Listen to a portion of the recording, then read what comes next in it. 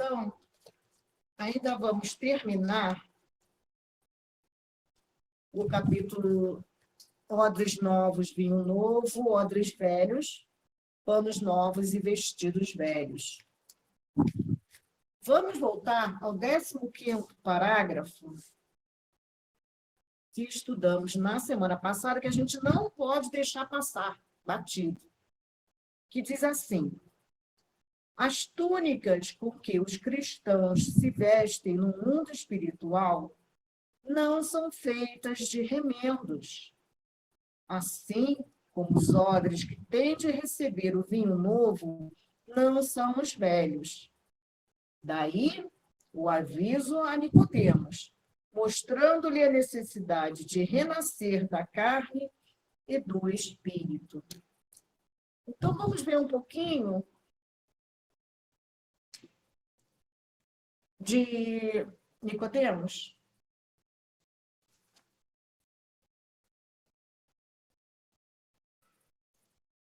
Bom, o texto evangélico é o seguinte, registrado pelo apóstolo João. E havia, isso é separado, tá, gente? É um estudo sobre essa passagem de Jesus junto a Nicodemos. E havia entre os fariseus um homem chamado Nicodemos, príncipe dos judeus. Este foi ter de noite com Jesus e disse-lhe: Rabi, bem sabemos que é mestre vindo de Deus, porque ninguém pode fazer estes sinais que tu fazes, se Deus não for com ele. Jesus respondeu e disse-lhe: na verdade te digo, que aquele que não renascer de novo não pode ver o reino de Deus. Disse-lhe Nicodemos: como pode um homem nascer sendo velho? Porventura, pode tornar a entrar no ventre de sua mãe e nascer? Jesus respondeu: na verdade, que aquele que não nascer da água e do Espírito não pode entrar no reino de Deus. O que é nascido da carne é carne. O que é nascido do Espírito é Espírito. Né? Então, está em João, capítulo 3, versículos de 1 a 6. Registra Humberto de Campos, no livro Boa Nova, como ocorreu o encontro e o elucidativo diálogo entre Jesus e Nicodemos. Está dando eco, amiga? Isso. Desliga o microfone, por favor. Obrigada, Ana. Eu estou tentando aqui, espera um pouquinho. Tá bom. Então, registra... Eu estou lá, está difícil para mim. Se eu não conseguir, eu vou sair. Sai e entra de novo. Então, Tá. Humberto de Campos, no livro Boa Nova, né, nos mostra como ocorreu esse encontro e esse diálogo entre Jesus e Nicodemos. Todavia, sem embargo das dissensões naturais que precedem o estabelecimento definitivo da ideia nova, ou das ideias novas, alguns espíritos acompanhavam o Messias, tomados de vivo interesse pelos seus elevados princípios. Entre estes figurava Nicodemos, fariseu notável pelo coração bem formado e pelos dotes da inteligência. Assim, uma noite, ao cabo de grandes preocupações e longos raciocínios, procurou a Jesus em particular, seduzido pela magnanimidade de suas ações e pela grandeza de sua doutrina salvadora. O Messias estava acompanhado apenas de 2 de seus discípulos e recebeu a visita com a sua bondade costumeira. Após a saudação habitual e revelando as suas ânsias de conhecimento, Depois de fundas meditações, Nicodemos dirigiu-se-lhe respeitoso. Mestre, bem sabemos que vindes de Deus, pois somente com a luz da assistência divina podereis realizar o que tendes efetuado, mostrando o sinal do céu em vossas mãos. Tenho empregado a minha existência em interpretar a lei, mas desejava receber a vossa palavra sobre os recursos de que deverei lançar mão para conhecer o reino de Deus. O mestre sorriu bondosamente e esclareceu. Primeiro que tudo, Nicodemos, não basta que tenhas vivido a interpretar a lei. Antes de raciocinar sobre as suas disposições, deverias ter-lhe sentido os textos. Então, é importante destacar as últimas palavras do diálogo. Deverias ter-lhe sentido os textos. Então, trata-se naturalmente de valiosa observação feita por Jesus, uma vez que é muito difícil o êxito em qualquer empreendimento se os sentimentos não estão envolvidos. Da mesma forma, devemos agir perante os ensinamentos do Cristo. É preciso se deixar envolver por um sentimento puro, para que possamos compreender, de acordo com as nossas possibilidades, o significado das narrativas evangélicas. Agora eu quero compartilhar com vocês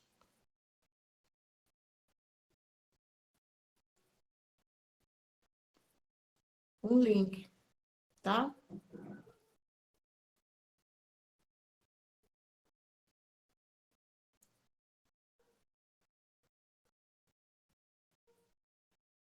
É um estudo, né, do Evangelho à luz no Espiritismo, à luz do Espiritismo. Ninguém pode ver o reino de Deus se não nascer de novo.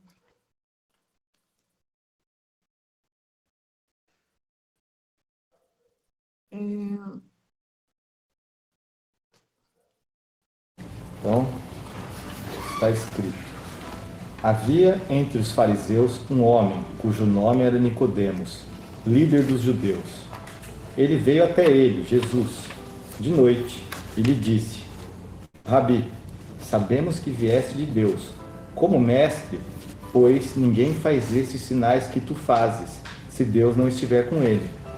Em resposta, Jesus lhe disse: Amém, amém, eu te digo que se alguém não for gerado de novo ou do alto, não pode ver o reino de Deus. Nicodemos diz para ele: Como um homem sendo velho ser gerado? Como pode um homem velho ser gerado? Porventura, pode entrar pela segunda vez no ventre de sua mãe e ser gerado?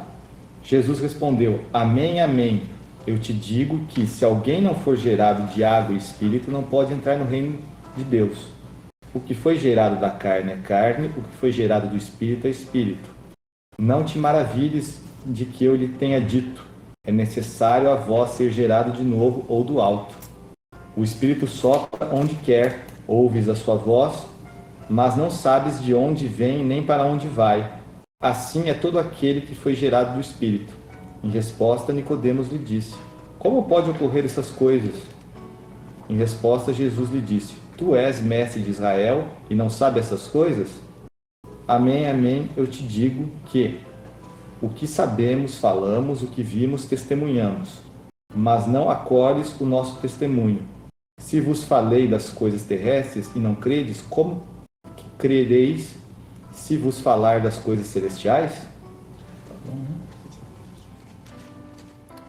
Acho que o texto já começa aí com as dificuldades. Acho que eu queria falar algumas coisas sobre a tradução, né? É uma tradução que causa bastante estranheza, né? Então, vou fazer um ligeiro comentário. O primeiro ponto aí que a gente pretende até revisar na segunda edição da tradução é tirar aí o amém, né? Porque a gente tinha uma intenção, mas acho que acabou não ficando tão bom assim. causa um pouco espanto.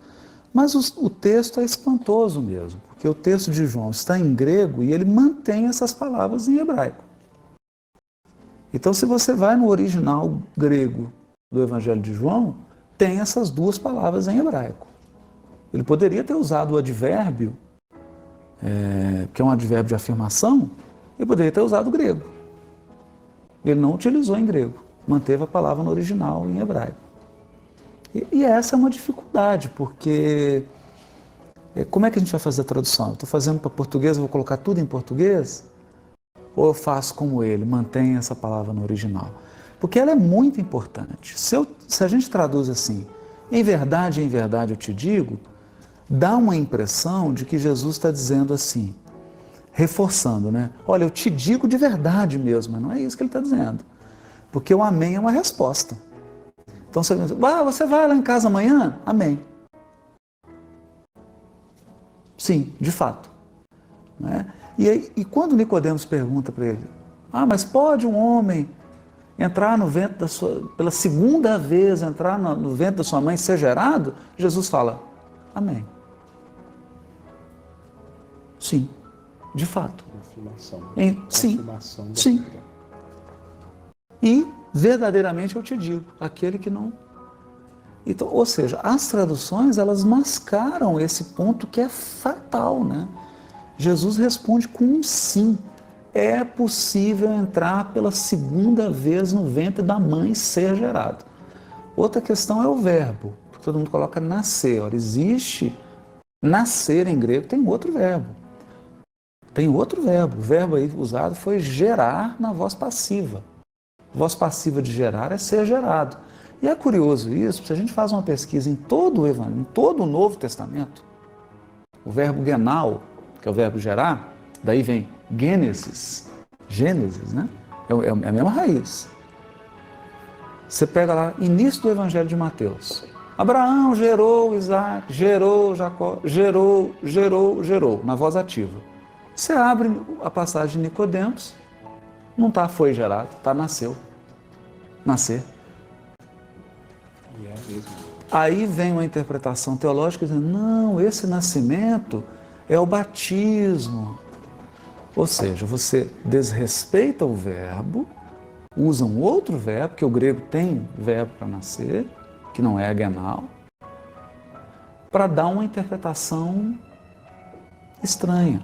Aí a gente achou melhor voltar ao sentido original do verbo, que é ninguém pode ver o reino de Deus se não for gerado. É ser gerado mesmo, com o sentido de parir, dar à luz. Se não for gerado, e aí vem a brincadeira de João, que ele usa um advérbio que significa, tanto do alto quanto de novo. É porque o anoten é do alto e de novo. E aí ele vai brincar com essa duplicidade. Porque ser gerado do alto, nascimento do Espírito. Ser gerado de novo, renascimento físico, reencarnação. Ele vai nascer da água, nascer do Espírito. Então, do alto e de novo. Ele brinca com esse advérbio e ele acaba fechando a passagem dizendo assim, ninguém subiu ao céu, senão o que desceu do céu. Aí reforça o jogo. Então, eu digo assim, nessa passagem, João Evangelista foi um artífice. Isso é uma escultura. Ele escolheu as palavras assim, artisticamente. Não é um texto realmente lindo, e um texto enigmático, porque Jesus está falando coisas com Nicodemos e fica aquele enigma, né? Ele não é direto, né? Ele sugere coisas, puxa tema, por exemplo, o Espírito sopra onde quer. Ele está falando do grande Espírito, porque no Velho Testamento o Ruach é Deus, né? Deus é conhecido como Ruach, o Ruach Kodesh, o Espírito Santo com um artigo definido, o Espírito, que sopra onde? No Jardim do Éden, que ele soprava, as brisas. Ele dá vida a Adão soprando. Dá vida a Adão soprando. Outra coisa, quando ele está sobre as águas, o verbo hebraico que aparece lá é o mefarefesh, né, que é o bater das asas de um pássaro. Né? Ou seja, ele sopra vento sobre as águas. Quando ele aparece para Elias, Não é no trovão, não é no raio, é numa brisa. Então Deus é o grande Espírito que eu acho bonito que a Alta de Souza diz assim, sob a linguagem pura e peregrina da voz de Deus em luz de redenção. Que a voz de Deus é peregrina. Você não sabe de onde ela vem nem para onde ela vai. Hoje ela usa a minha boca, amanhã ela usa a boca de um inimigo meu para me dizer algo. O texto é uma poesia, né? Mas fechamos aí o contexto Muito importante. e os estranhamentos. Né? Muito importante da passagem. situar. Aliás, o objetivo é esse, né? A gente dá fundamentar para exatamente seguir um caminho seguro em busca da verdade. Linguístico, né? E para dizer que o texto não tem como. O texto fala de reencarnação assim, Abertamente. esse não tem como fugir. Tinha uma pedra no meio do caminho. Como dizia Drummond.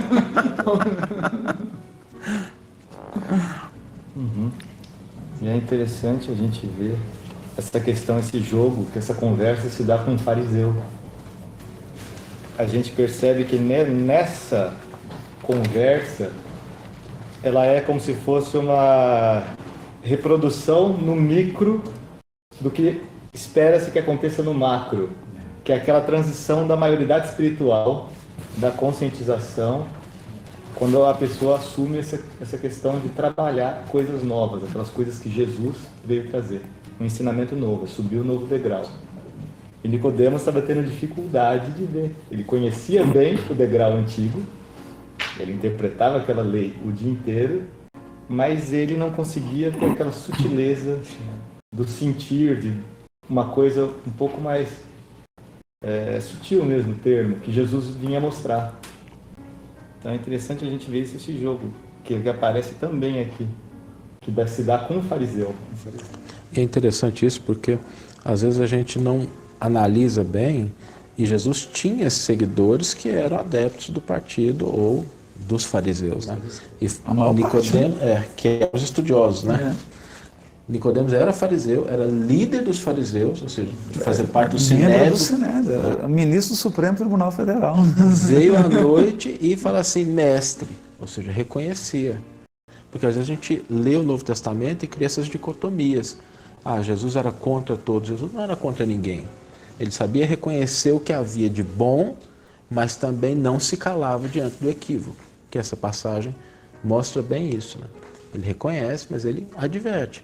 Você é mestre em Israel e não entende? Se você não entende quando eu te falo das coisas tão naturais que tem um reflexo aqui, porque a reencarnação tem um reflexo nesse mundo. Como é que você vai entender se eu te falar do mundo espiritual, né? Da vida no outro plano, que é o que a doutrina espírita vem trazer depois. Como é que é do lado de lá?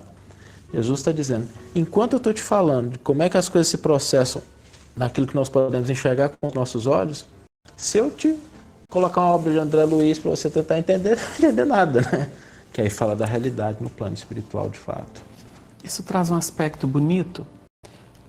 Quando os espíritos poeticamente dizem que Jesus veio até nós, renunciando a planos de suprema beleza, aí você entende o que é ombrear com uma criatura que está começando todo o processo que ele já alcançou em plenitude.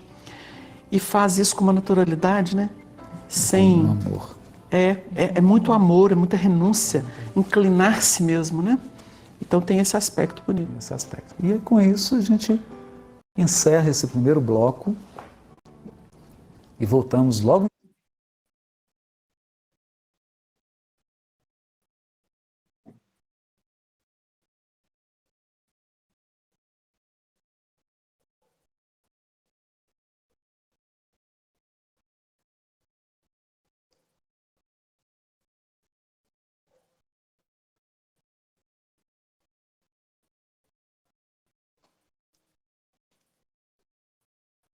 Pronto. Então, ele nos dá uma explicação, eles ali naquela, pessoal ali da FEB, né, nessa interpretação, nos dá uma explicação porque a gente sabe que o Haroldo Dutra Dias é um estudioso das línguas, né, antigas, e que ele, com muita propriedade, descreve, explica a forma que a gente possa entender de que exatamente Jesus estava falando ali. né? Eu vou partilhar com vocês mais um documento. É aquele que eu estava lendo pela outra tela, tá, gente?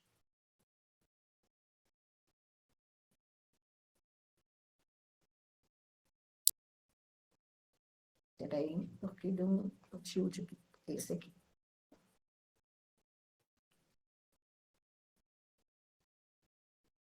Está todo mundo vendo ou o texto está muito pequeno? Vocês estão enxergando? Estão vendo bem? Tá bom, tá ótimo agora.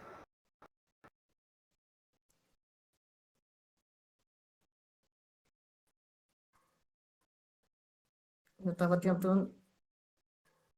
Aqui, ó.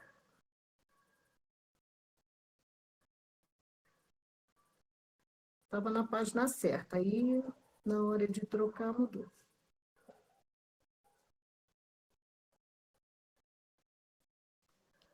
Bom, aqui, ó.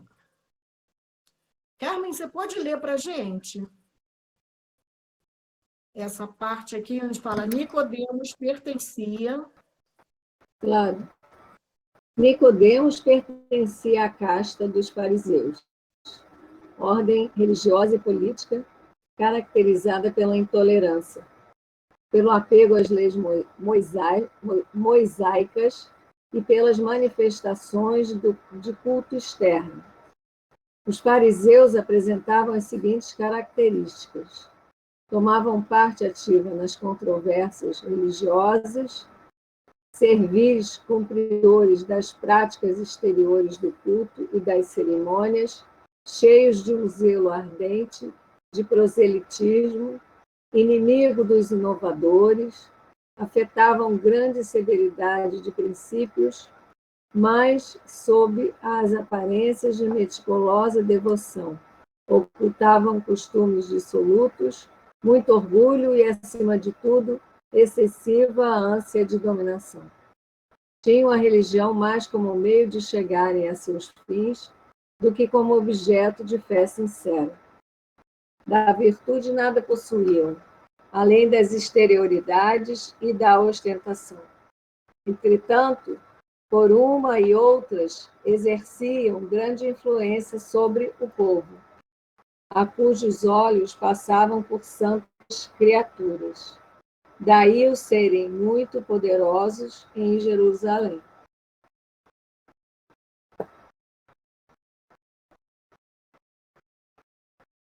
Continua? Encontramos ainda hoje pessoas que, à semelhança dos fariseus, têm conhecimento das coisas espirituais, mas as mantêm ocultas sob o símbolo das práticas exteriores, ou se deixam conduzir pelos meandros da política religiosa. Continua? Continua. A expressão um homem imprime no ensino uma característica universal, representativa do ser humano imperfeito. Este, em processo de evolução, transita por diferentes ambientes, ao longo das reencarnações. Usa em cada uma delas um tipo de vestimenta, mas o processo evolutivo é lento, porque se de um lado acumula considerável bagagem de conhecimento, revela dificuldades para aplicá-la. Esta dicotomia entre o que se sabe e o que se faz produz profundos conflitos à consciência humana.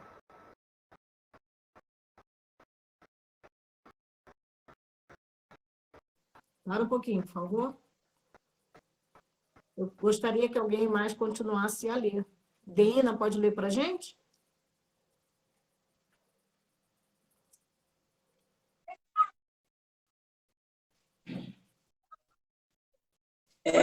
Em todo homem repousa a partícula da divindade do Criador, com o qual pode a criatura terrestre participar dos poderes sagrados da criação.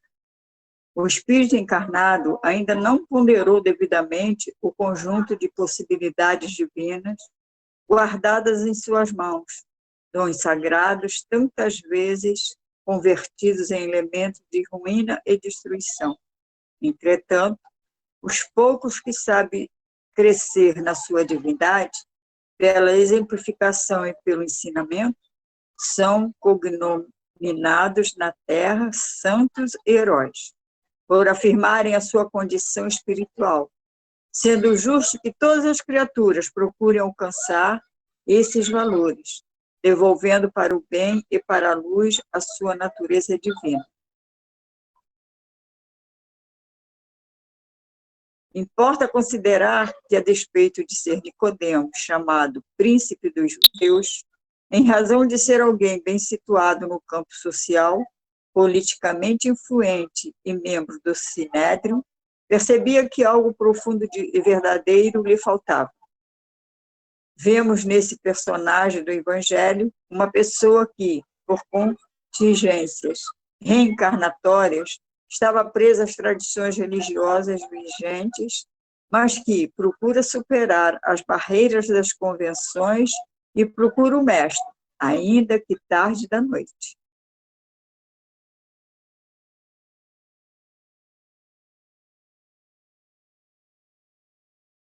Nicodemos era, pois, um homem bom e, por esse motivo, desejava imensamente encontrar-se com Jesus, para conversar com o Mestre sobre o assunto religioso, porque tivera notícias das pregações do Nazareno e das curas que ele fazia. A história se repete semelhantemente conosco. Convocados à aproximação da mensagem do amor, depois das desilusões e da constatação da ineficiência dos títulos e valores do mundo, procuramos outros padrões que possam nos colocar na rota segura da existência, investindo em novos conhecimentos espirituais. Aprendemos que qualquer vinculação a novas propostas implica a desvinculação das velhas, como o bem nos esclarece, deve ser o espírito, não dá para ler espiritual. O orientador espiritual. Obrigada, Ana. A Ana Constantino, você pode continuar para a gente? Dá para enxergar direito?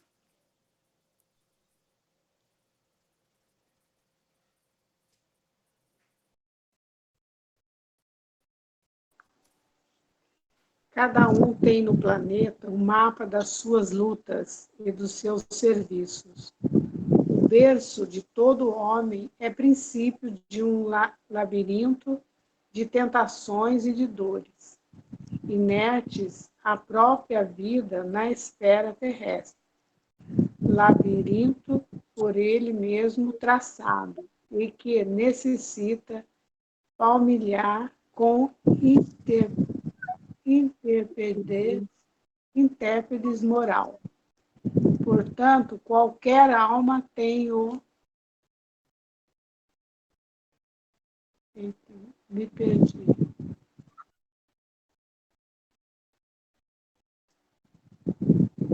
Qualquer alma tem seu destino traçado sob o ponto de vista do trabalho e do sofrimento. E sem paradoxo, tem de combater com os seus próprios destinos, porque o homem não nasceu para ser vencido. Todos os espíritos laboram para dominar a matéria e triunfar dos seus impulsos inferiores. Busquemos, pois, nos guiar por esta lição do Evangelho, ilustrada no diálogo ocorrido entre Jesus e Nicodemos, uma vez que é sempre útil vencer os obstáculos e procurar Jesus. Este foi ter de noite com Jesus e lhe disse: Rabi, bem sabemos que és o mestre vindo de Deus, porque ninguém pode fazer esses sinais que tu fazes se Deus não for com ele. Preso aos interesses do mundo, é encoberto pelo manto das sombras, oferecendo pelas convicções sociais. Nicodemos apoia-se na esperança e vai até Jesus. O mestre escolhe sobre o influxo da sua luz e sabedoria espiritual.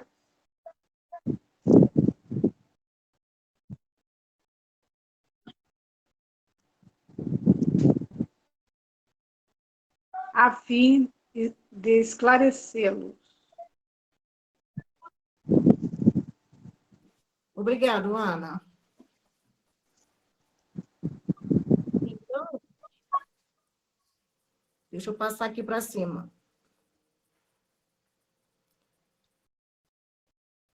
Do ponto de vista histórico, o fato se deu à noite. Entretanto, retirando da letra o sentido espiritual, entendemos que a palavra noite indica trevas, escuridão, em oposição a dia, indicativo de luz, claridade. No contexto da passagem evangélica, Nicodemos simboliza alguém que já identificou os pontos obscuros de trevas existentes em si mesmo, representados pela ignorância que ainda possuía. Procurar Jesus foi um ato de sabedoria, reconhecendo o Senhor como o mestre capaz de conceder-lhe as orientações seguras de que tanto necessitava. Se alguém é movido pelo impulso de aprender, sempre parte de um ponto de referência. Foi o que aconteceu a Nicodemos. Ao afirmar, Rabi, bem sabemos que é mestre vindo da parte de Deus. Ora, Rabi é uma expressão cujo significado é meu mestre. Quer dizer que, mesmo antes de conversar com Jesus, Nicodemos reconhecia a grandeza do Senhor. Ele acreditava na origem divina de Jesus, na sua superioridade espiritual, diferente do julgamento existente entre os seus irmãos de religião. Não é mesmo, gente? A gente sabe que muitos deles desprezavam Jesus, mas Nicodemos reconheceu Jesus como um mestre.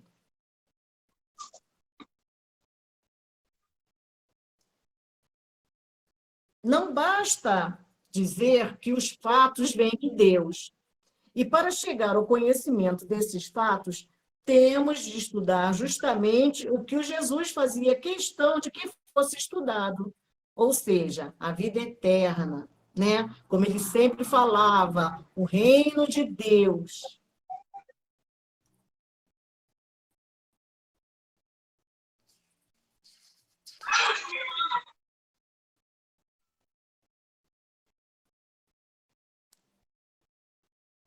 Bom, quando Jesus transmite a Nicodemos ensinamento espiritual básico, se alguém não nascer de novo, não pode ver o reino de Deus, isso causa perplexidade ao doutor da lei, que ele admitiu a sua ignorância, ele não entende como é que é possível alguém nascer de novo, tá? Embora ele não fosse mau homem, ele estava tão impregnado daqueles ensinamentos da religião farisaica que era só baseados nos cultos das práticas exteriores, né? Ele, a respeito da outra vida, ele duvidava que depois de morto o corpo, o homem pudesse continuar a viver e que houvesse, de fato, uma vida real além do túmulo. Não obstante o texto demonstrar igualmente o sentido renovador do nascimento espiritual sob as luzes do Evangelho, o conteúdo explícito é, sem dúvida, relativo à ideia reencarnacionista, mecanismo de progresso espiritual e instrumento de manifestação da justiça de Deus. Sem reencarnação, não é possível atingir o aperfeiçoamento, segundo nos esclarece a questão 132 do Livro dos Espíritos. Deus lhes impõe a encarnação com o fim de fazê-los chegar à perfeição. Então, sem reencarnação, o homem não pode ver o reino de Deus. o que significa dizer: não alcançaremos a plenitude espiritual se nos mantivermos presos aos dogmas, aos cultos, aos falsos ensinamentos, às sensações da matéria.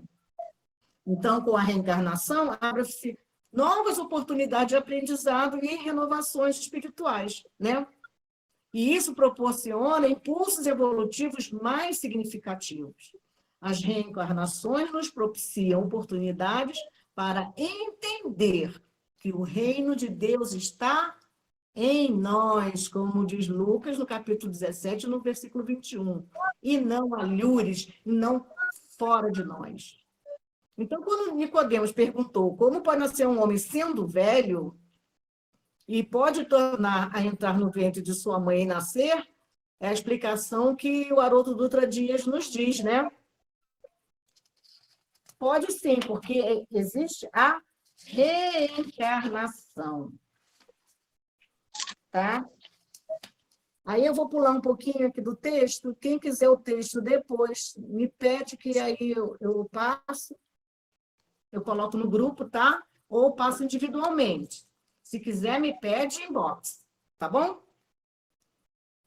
Nós, os Nicodemos da atualidade, é por isso que eu quis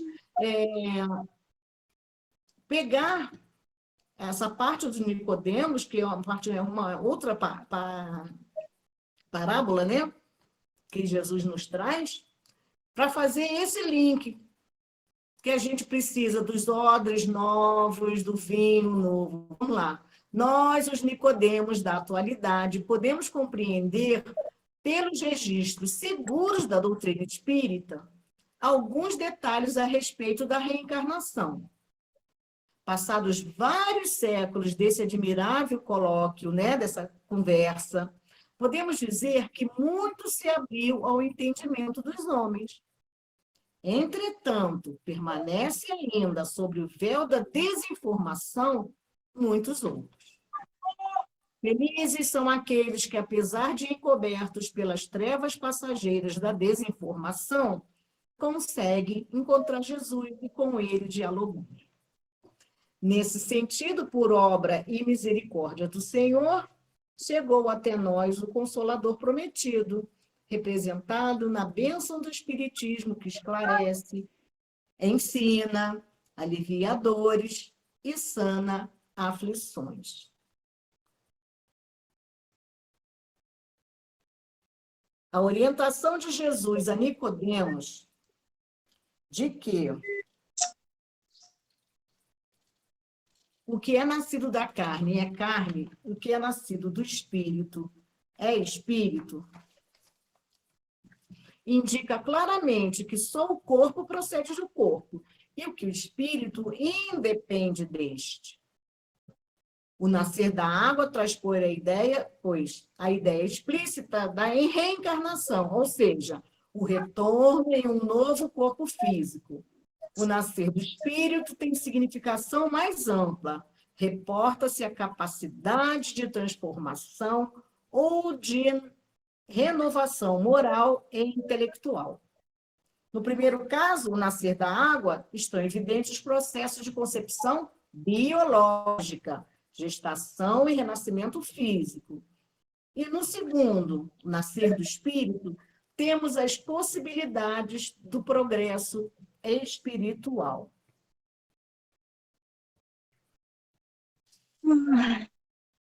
Vamos terminar agora.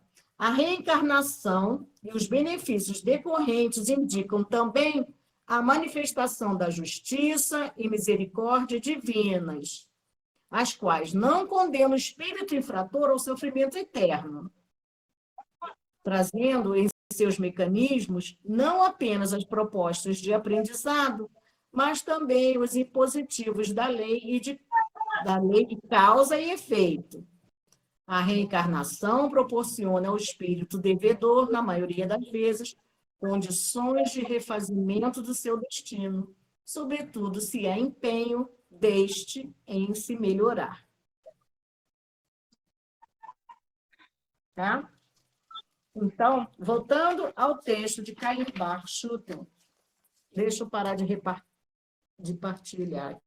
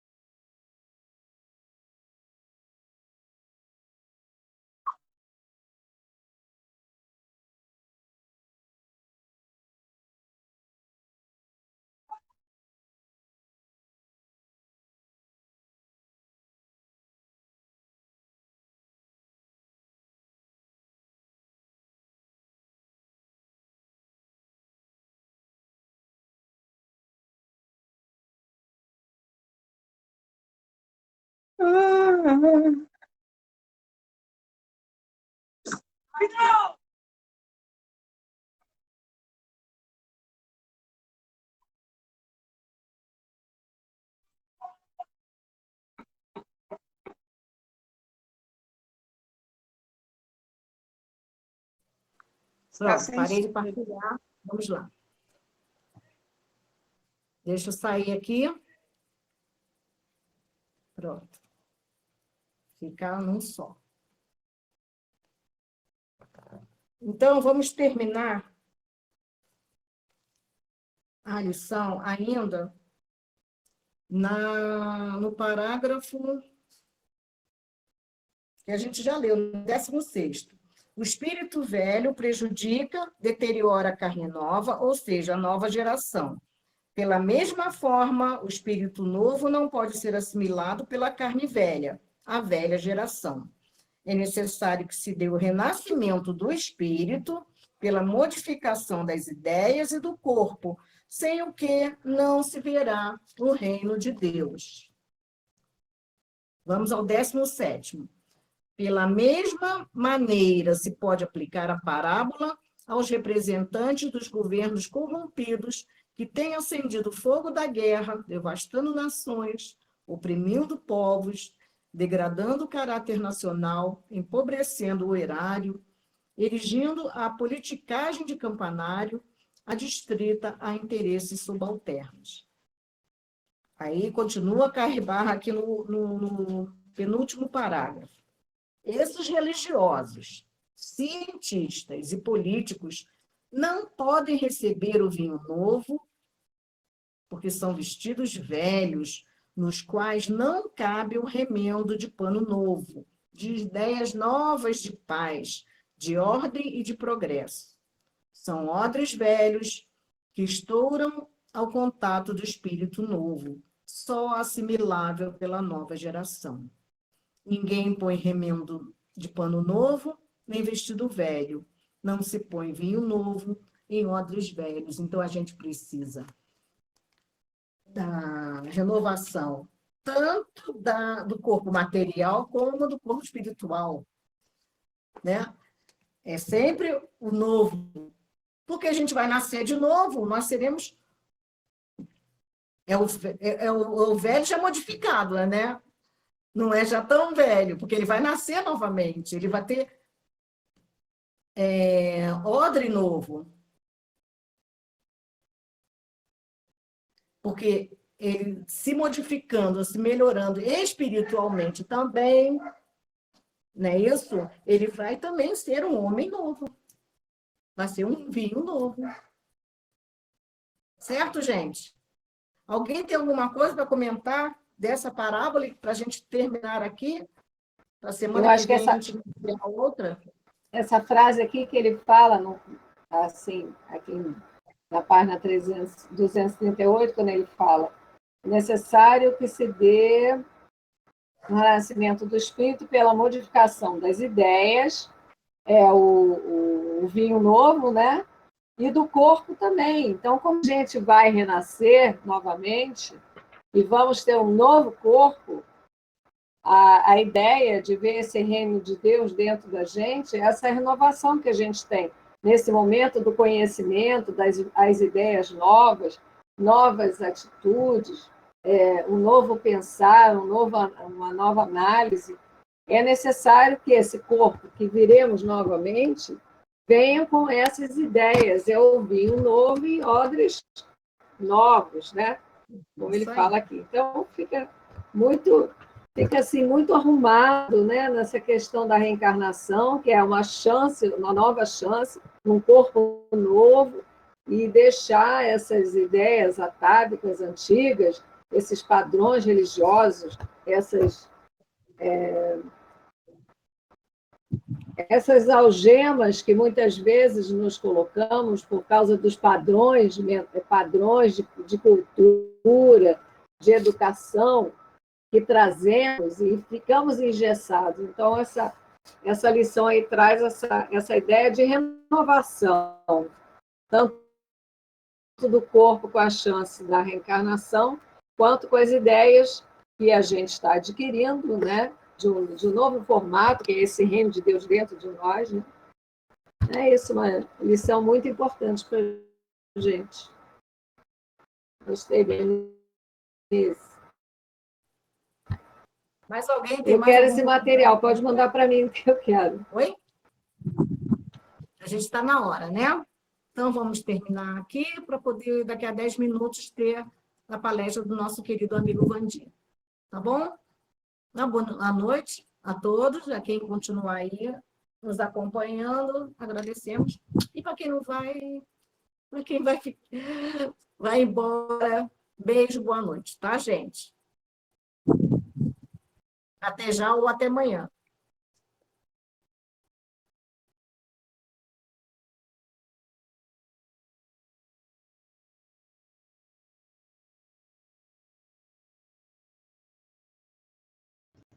Que Deus abençoe a todos nós e que o Senhor sempre nos envolva, fortalecendo o nosso espírito e equilibrando as nossas energias. Obrigado, Senhor. Que a tua paz habite sempre em nossos corações. Graças a Deus. Então, daqui a pouquinho, daqui a 10 minutinhos, a gente está de volta, tá, gente? Para a nossa palestra pública.